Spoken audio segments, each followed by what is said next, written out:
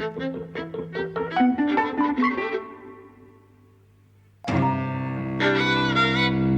and welcome to Eavesdropping at the Movies. I'm Mike. And I'm José. And we're talking about I'm Thinking of Ending Things. Yes. A lot of people have been talking about it. I don't know if you've heard sort of the hype or the praise. Actually, I haven't. Watching it, I was thinking, why haven't I? I mean, obviously, when it first came out on Netflix, people were saying, Charlie Kaufman film or whatever. But the discussion stopped very quickly on it, actually, at least in my circles.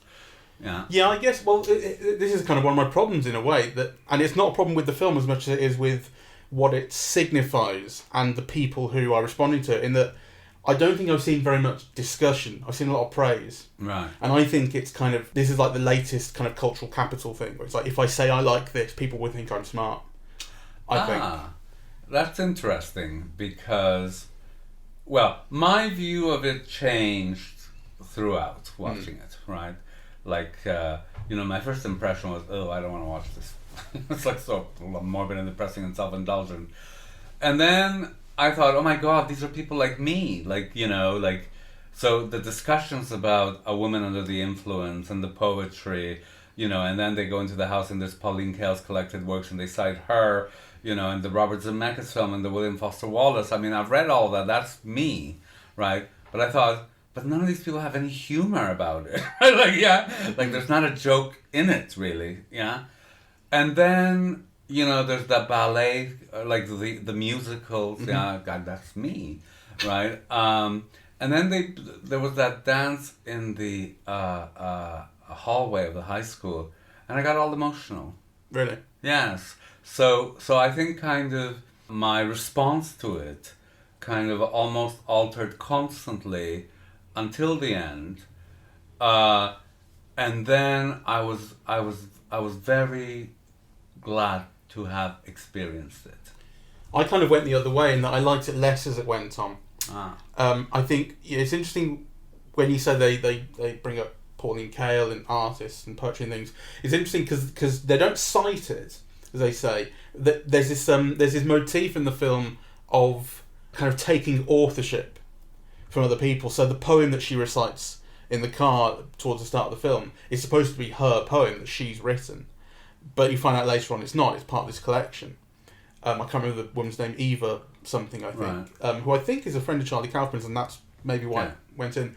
The paintings that she's supposed to have done are not hers; they're by someone else. You see them as like posters. Yeah, later on. Obviously, then when they're talking about a woman under the influence, she starts reciting this review, and when I googled, sort of, is this Pauline Kael's actual review? Because it's not. They don't say Pauline Kael, but you have earlier seen that collection, and it sounded a lot like Pauline Kael. Like her, it did, yeah. But again, it's like it's not cited, and she's not quoting. It's theoretically it's her bringing this up. So it's a motif that runs through the film that kind of authorship is stripped from the people who have actually created these works.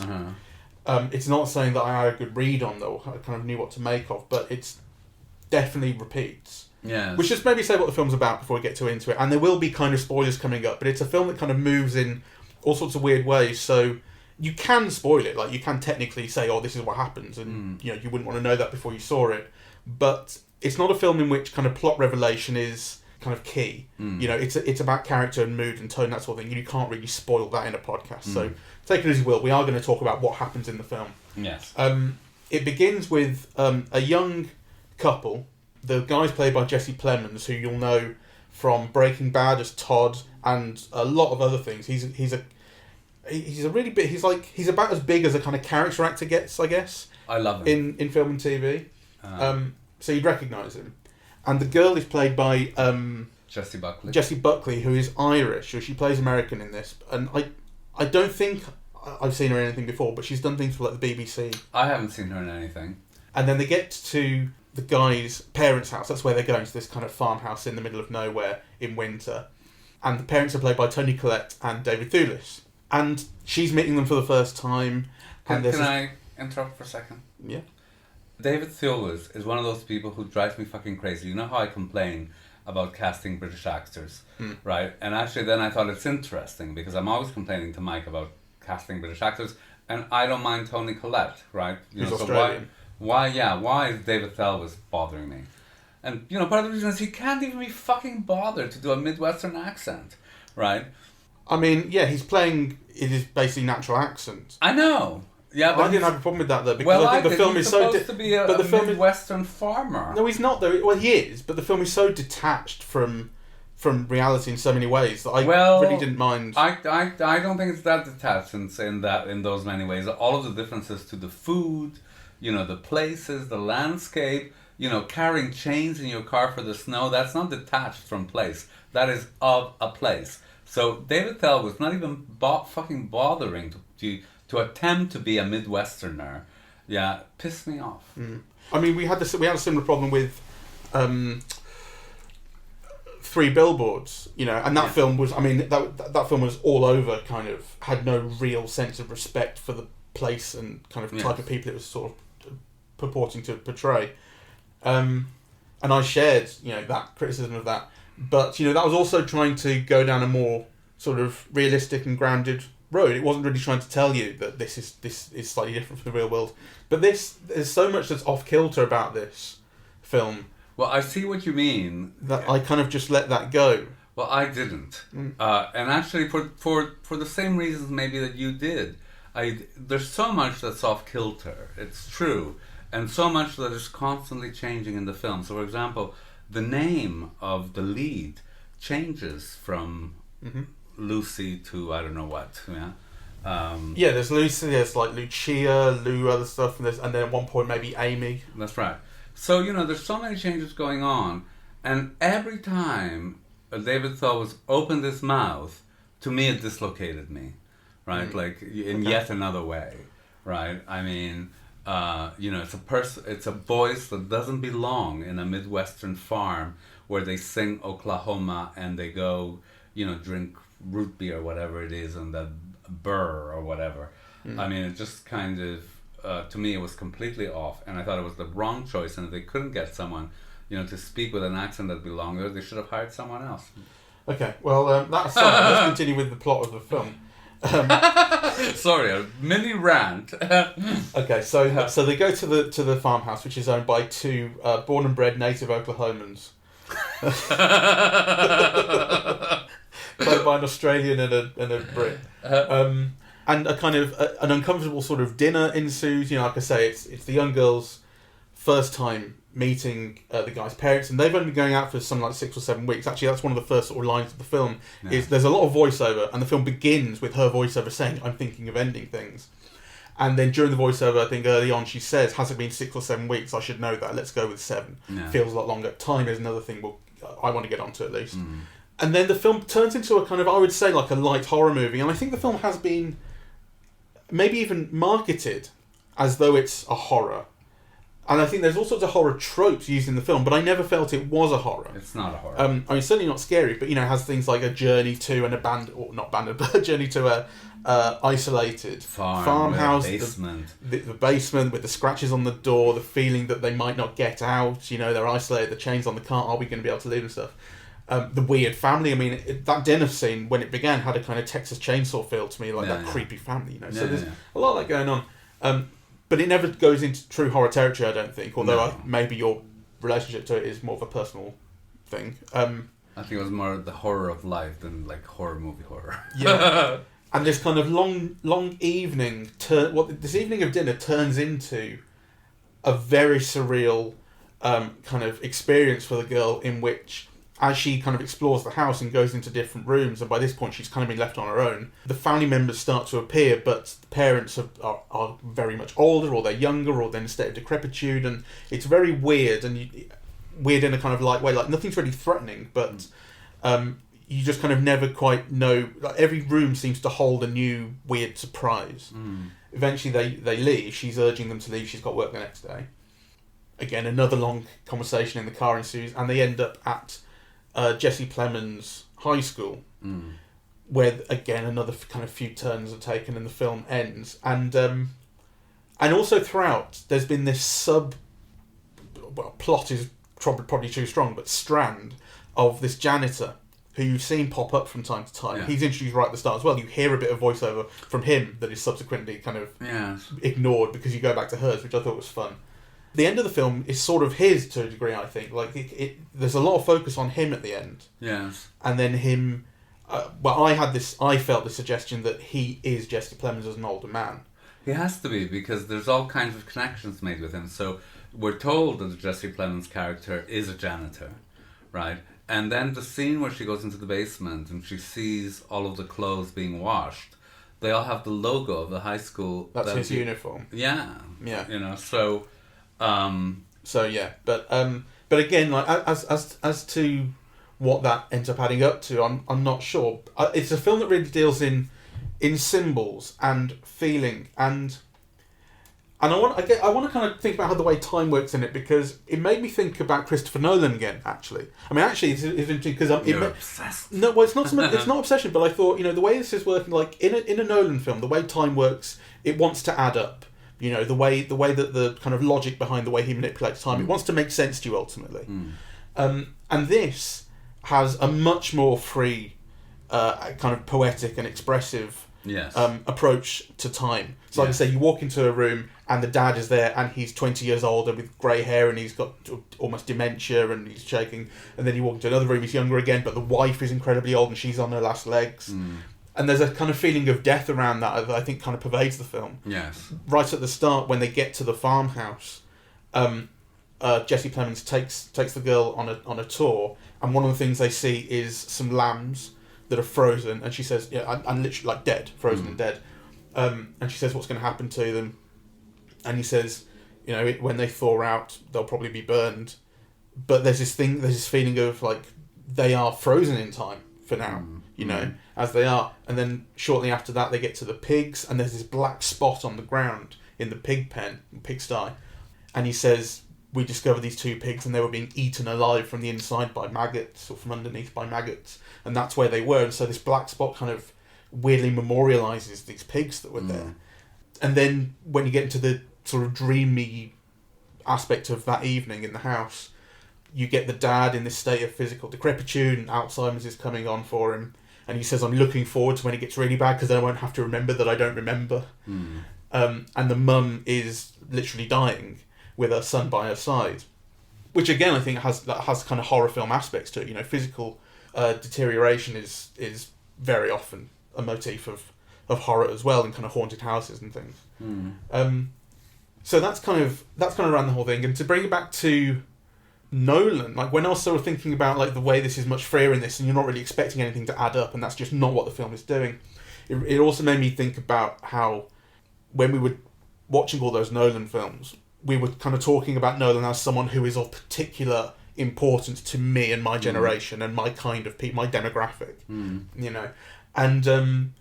and it made me realise that Charlie Kaufman is as well, I think. Charlie Kaufman is someone who my generation really looks forward to the next thing he's going to do, and how is he going to experiment, and what's the weirdness that he's going to kind of provide.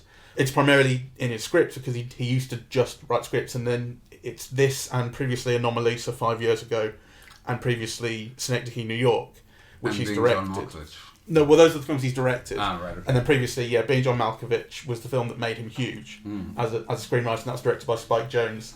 And then Eternal Sunshine of the Spotless Mind, which was directed by Michel Gondry, which is a brilliant film. I don't care if I fit right into that demographic. I think that's that's one of my favourite films. Yes. And that, again, I suppose kind of fed into this idea that actually what the response to this film feels to me like a response to the people behind the film, particularly him, and less to the film itself. Which well, not for me.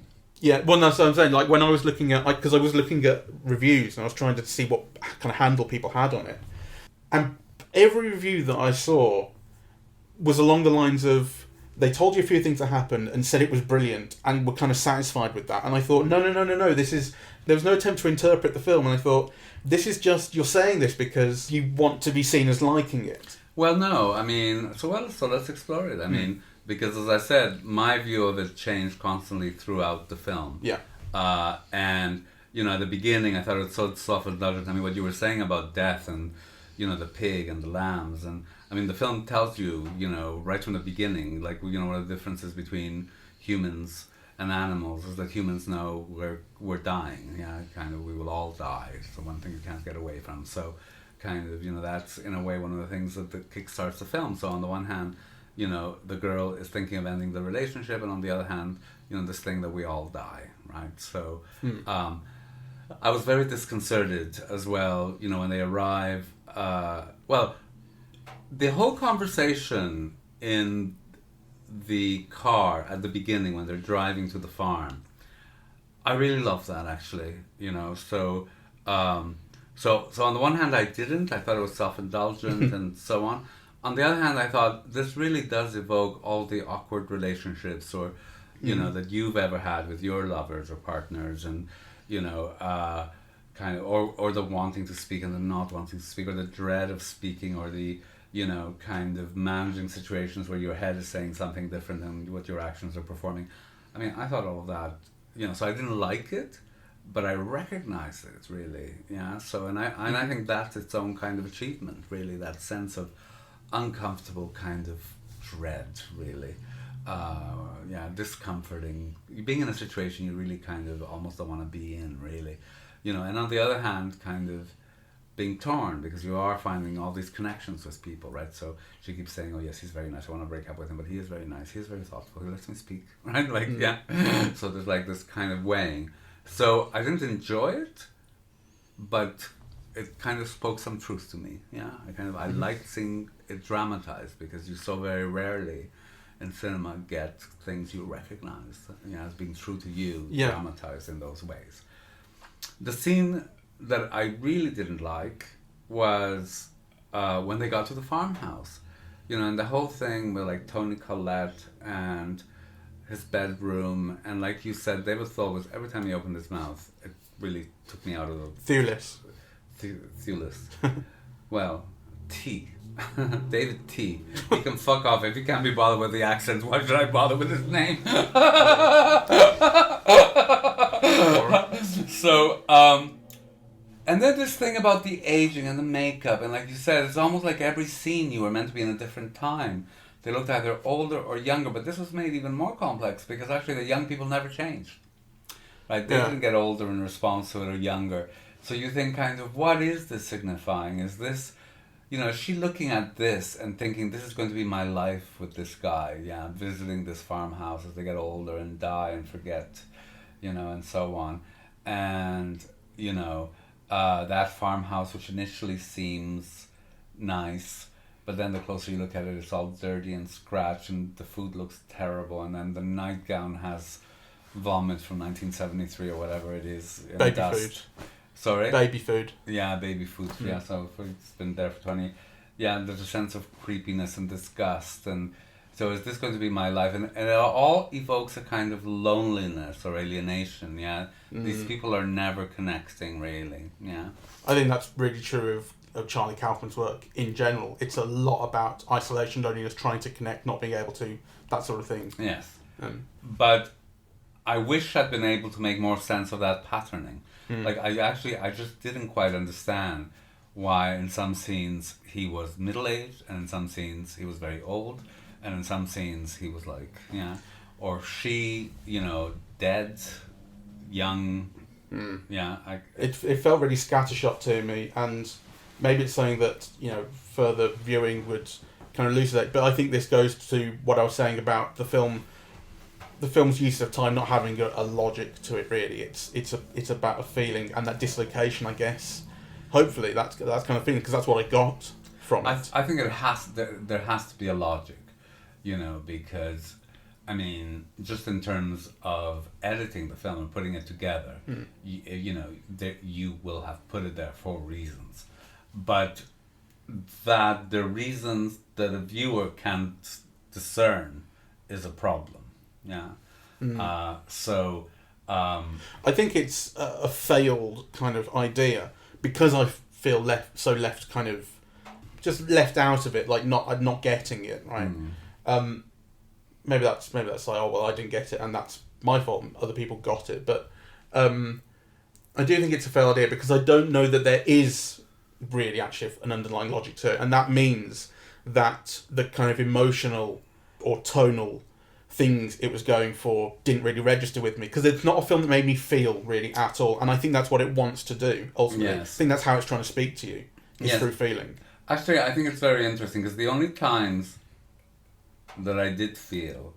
So I felt negative things like dread, recognition in the whole first hour. So that is a kind of feeling, right? Yeah. And a kind of truth, actually, that you recognize these things as being true to your own life. The film establishes a connection with you. So, but then afterwards I felt, this really should be a lot more me. All of the frames of reference are the same. Yeah, everything he's quoting, I get.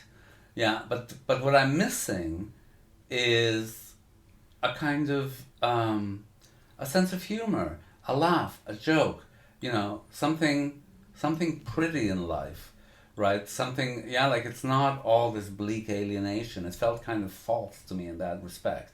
And then the moments where I did connect were when they sung from Oklahoma, I think, in that high school production, where I think, oh, this music is so glorious. And the ballet sequence in the... through the high school towards the end. Which I found very moving. And actually, I think it's one of the last lines when the pig drives the old man, or begins to walk the old man, presumably to heaven or whatever, and says, what we have to remember is that there is kindness in the world, blah, blah, blah. And actually I thought, yes, right.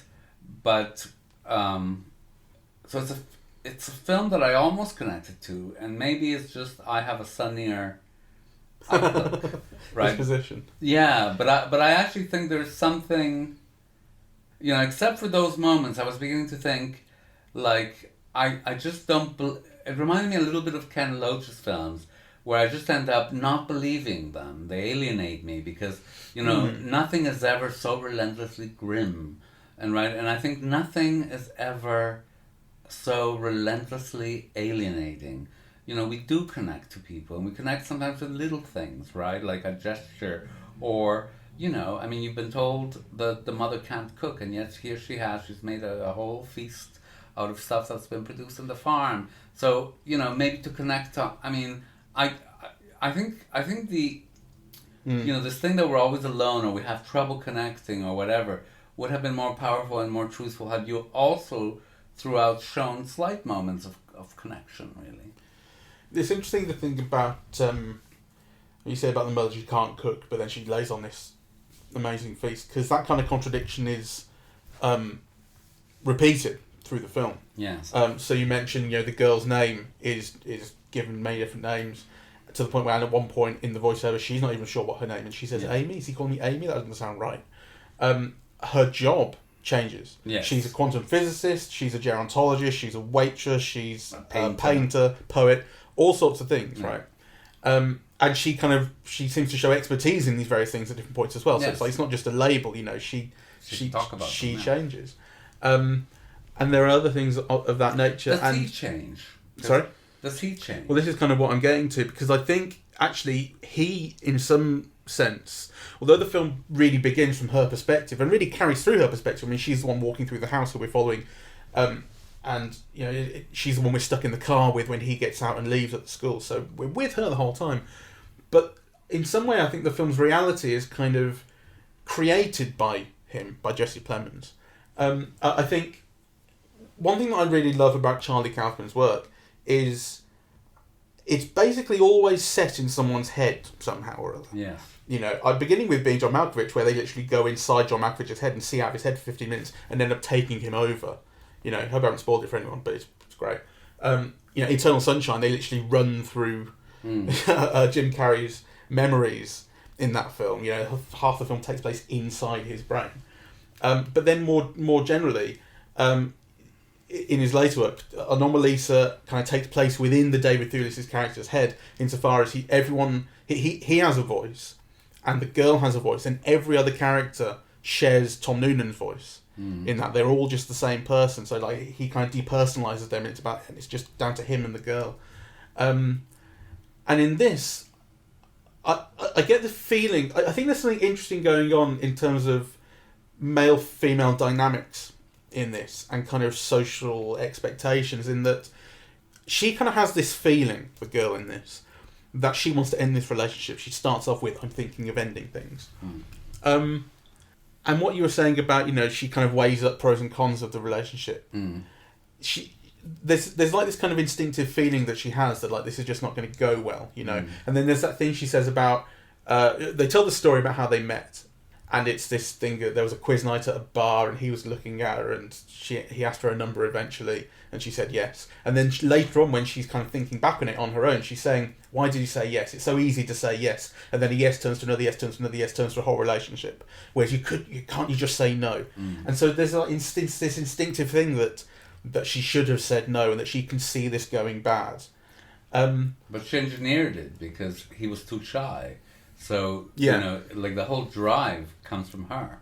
That's true, the initial thing. Although I think you'll also kind of get the feeling, I did, that in that dinner scene, they're kind of putting on a show almost for the parents. Yeah, that you do, yes.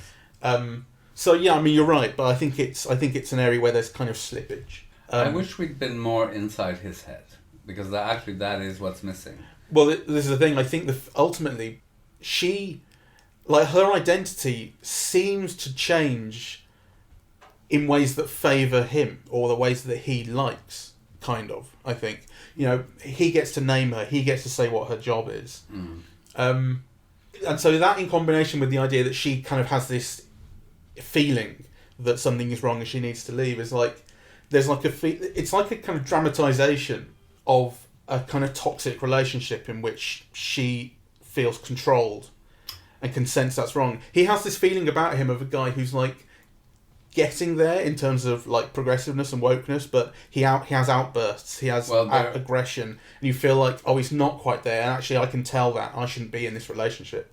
There are two things that support that. So one is the mother, who says, well, the other side of being diligent, and being responsible, is that they're also controlling, right? So she says that about her own son.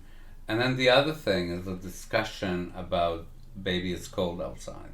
Yeah, that spoke to me. That's something that I recognised as you recognised the conversation earlier on. I recognised that thing of he starts singing "Baby It's Cold Outside," hoping to get her to make out or fuck him in the car, and she says, "That song's about rape, like you think that's going to entice me?"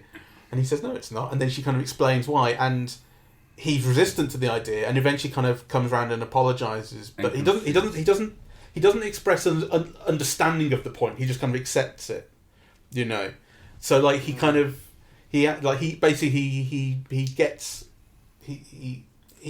lays off and he accepts it, but I don't think he sort of says, "Oh yeah, you are absolutely right." No, I mean, I see what you mean, but I think it does get to the point where he says, "Yes, you've convinced me." Sure.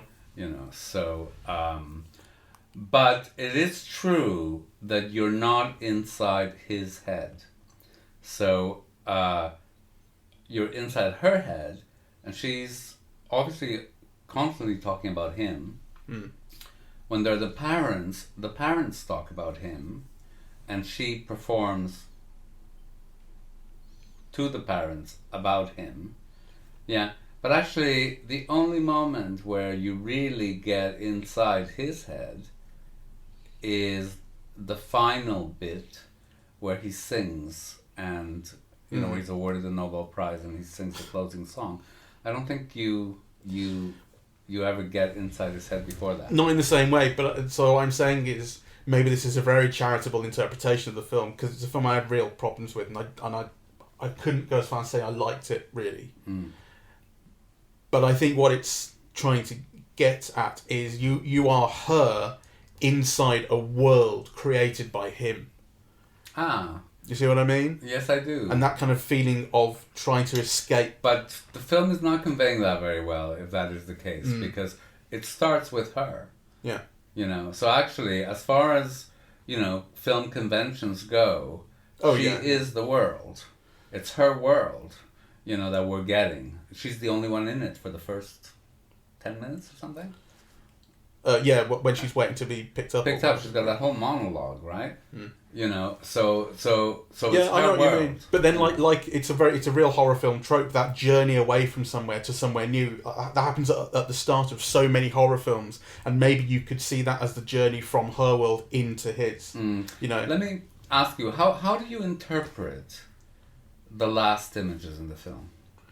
Do you mean the onstage? Well, no, it goes from the onstage, and then there's a kind of a dissolve or something to the frozen car and the high school. A painting of the frozen car. Is it a painting? I think so. It was an. I think it's a shot and then it blurs and the credits come over it throughout. It looked to me like an animated. Yeah. Oh right. I mean, we could look at it. We could do. Yeah. The advantage of watching it on Netflix. Yes.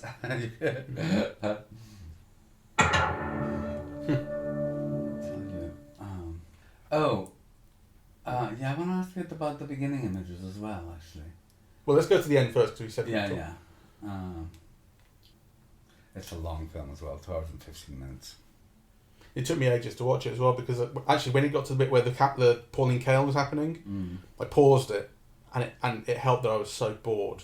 It was easy to pause it. And then I looked up, was that a real view? And then actually I just ended up chatting to Celia for about an hour just about Pauline Kael and other stuff, and that was much more entertaining than the film.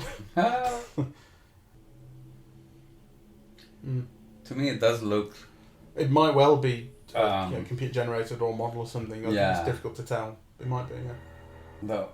And then it fades. So yeah, it's interesting. It blurs. Yeah, no, that's the thing. I don't really have a good read on that fade to the car, and then... Yeah, I don't. I mean, do you? Well, it's where the old man, who might be him, has just died on a cold winter's night, right?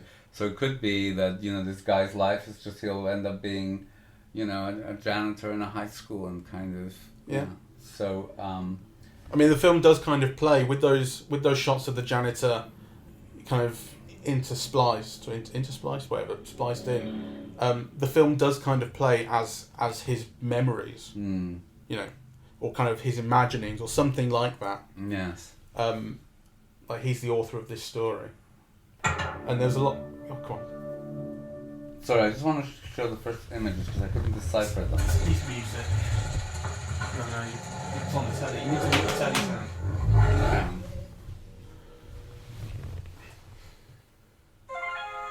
Yeah, what is that?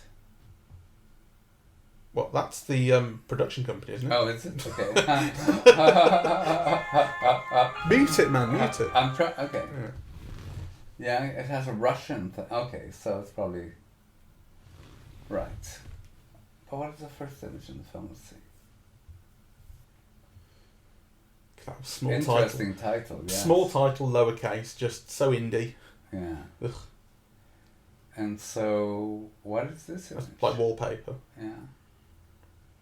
We should say we're watching the start of the film now. Yeah. She's talking about this feeling that she has that she has to get out of it. Yeah. Oh, so what we've been seeing is clothes patterns. Well, that's the house, isn't it? Yeah, that's the parents' house, isn't it? Mm-hmm. So actually, that's what begins the film, not her. That makes a difference. Okay, looking at this again, it does alter my interpretation of the film. Look, the old wheelchair. So it doesn't begin with her. It begins with her voice.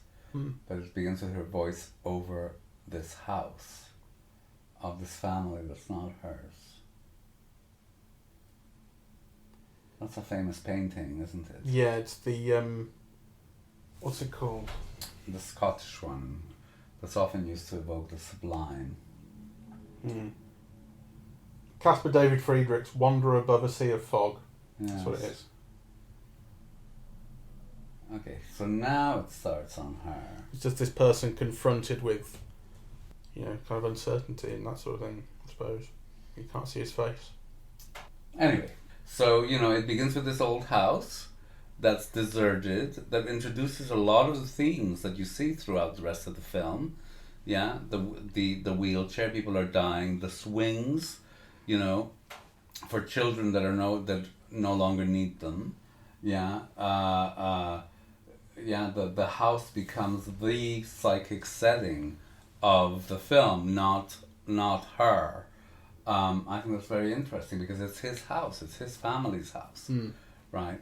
So, but it's his family's house with her voiceover on it. So that's interesting because then it begins with him, the song, the speech, the look of sadness, because his look of happiness at the applause turns to sadness just before the dissolve, and it dissolves onto this frozen car in front of the high school. So that's interesting. The house, her voice, and then what the film gives the impression is his death. Mm. So, well, it alters my interpretation. No, of sure. Like I say, it feels fruitless to me because I feel like we can notice these things, but how are we adding them up? And I don't know that we are. Well, maybe that's my thing. Maybe it's just a complex work that requires another view. Well, yeah, but let's do it now. We're not watching it now. Fucking, I'm not watching it again. But that's why that was my problem with reading all these reviews. Is they would say, "Oh, it's very complex," and leave it at that. Like, try. That's what I hopefully have been trying to do. Through this is like trying to actually think through what it means and. Because there were things that I liked, I really liked, and this actually I think goes back to the idea that I was thinking about with are we in his head, a world created by him, where when she is ostensibly a painter and she's having her work kind of criticised or critiqued by the parents, the dad says she does these landscapes, and the dad is saying, well, how can you have a feeling from a landscape if there's no one in it to tell you how to feel? Someone should be looking sad or angry or happy or whatever.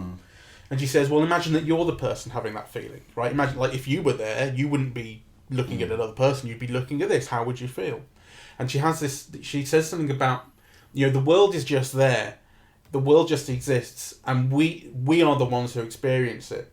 And I thought it was a great, it's something I was thinking, and then the film kind of vocalised it, this idea that, like, what a landscape painting reveals is not the landscape, but the person who painted it and the person who's looking at it. Their responses are what the painting is, really. And when you look at a real landscape, same thing. The person who's looking at it and how they feel is actually what that landscape is. Because if it's not experienced, then it's just there, but it's not kind of meaningful. I don't know. I really liked that idea. Well, you see, but for me that was given a twist, because then she goes downstairs to the basement and discovers all these paintings, some of them which look very similar to the ones that she had been showing as hers. They are, they're hers. But they're not hers, because that's what you kind of discovered. They are this other person's paintings, like with the poem. Well, but the other person, I thought was the father, you see. No, I think it's a real artist. You see the name on the posters. I know, but nothing indicates to you that it's a real artist. Unless you recognize the name, you don't know that. Right, so I thought it was the father, because why did I think it was the father? Well, she's going down to his basement, and the paintings, you're given a male name, so it's logical to assume that it would be the father's paintings, really. So... Although it being on Netflix, one thing you can do is just pause it and Google it. That's a weird thing, like, are you actually meant to, in a way? Like, this film was made for Netflix, right? It wasn't made by other people and Netflix bought it. It's made for Netflix, and you think maybe... I remember... There are definitely like TV shows and things that have done that. There's definitely been parts of Mad Men, I remember, where they would mention something, definitely with the expectation that people would be Googling it straight away. There was this thing about a Dr. Lyle something or other, who actually turned out to be fictional, but like definitely everyone's just Googling it straight away because they hear this name. Actually, I feel like there's a bit of that in this, where like you can stop and Google all of the references and all of the things that they quote. When it came to the references, I think I had a different relationship to them than you did. Not just because I haven't seen, for instance, A Woman Under the Influence. I've not read Cale's review of it, although I pretty much identified it straight away. She's got a style. Yeah, she does. But I kind of wondered whether is the film kind of honestly sort of putting forth these are kind of conversations that these people have, or is it? I think it's kind of mocking. These are the kinds of people that have these kinds of conversations. That felt kind of sarcastic to me. Or at least that's one way of thinking about it. That's one possible interpretation.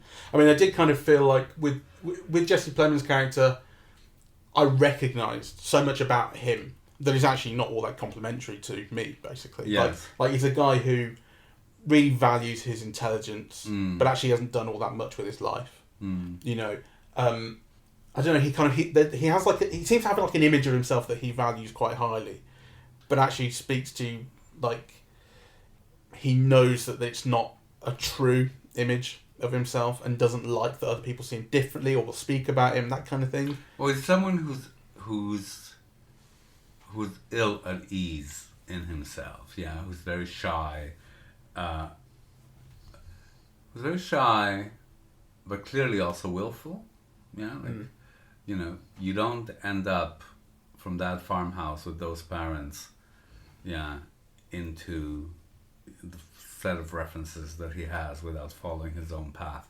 And actually the film also has a motif of saying how rare it is that people are themselves, that they're often other people, or they're citations of other people, or they're, things that other people want them to be, or there is a whole kind of line of thought around that.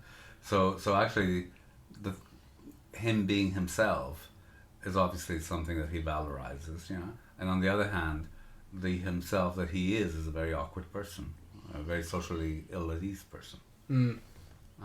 But those two things go together neatly. I think they're not contradictory. Yeah. I mean, just to do my own wrapping up. I think it's a film that my view of it changed as I went along, and actually I do also think that it's a film that I would like to know better and that I would like to see again, though it has less pleasures than I would like. It's not a pleasurable film to watch. It's one that connects oddly and in tangents with you in ways that very few films actually do. So in that sense, I value it, very considerably. On the other hand, I wish it had more laughs or something. I wish it was more entertaining. In what it's trying to convey. I just don't feel like I make headway with interpreting it, because when I kind of come up with something that I think it's saying or expressing, it's vague, it's a wisp and a sketch, and I'm not that sure about it, and I wish I could have sort of a stronger feeling about what I think it means, and I don't, and I think some of it feels, like I say, very scattergun. Ideas kind of being shot at the walls. I mean, actually, when you were saying, you didn't like it and then you started to, or vaguely that's what you said, it was the other way for me in that do you remember what I said about Hereditary, interestingly, which had another dinner scene with Toni Collette, the family dinner thing, where, I was saying like the first kind of half of Hereditary was so fascinating and so well observed and I loved it, and then it goes mental and I just lost interest completely. I had very much the same feeling about this, when it started to get into the surreality and the aging and de-aging and time speeding up and slowing down or what have you. That's when I just started to lose interest, because it felt far less purposeful, far less motivated. I'd rather like Hereditary. I don't think it's a compliment that I think it's like Hereditary, because I didn't like Hereditary ultimately. Out of the 3 films that Charlie Kaufman has directed, this is, I think, his worst. Although it may in some ways be his most sort of cinematic. I mean, like I say, I can't imagine how this made sense as a novel. It must be very, very different. But Anomalisa was really beautiful, and again, actually, I felt it had a really beautifully observed kind of mode of speaking, and the way these two characters meet and have this sex scene, despite the fact it's stop motion. It's like the most realistic sex scene I've ever seen in my life, because of the interactions between these two and how it develops.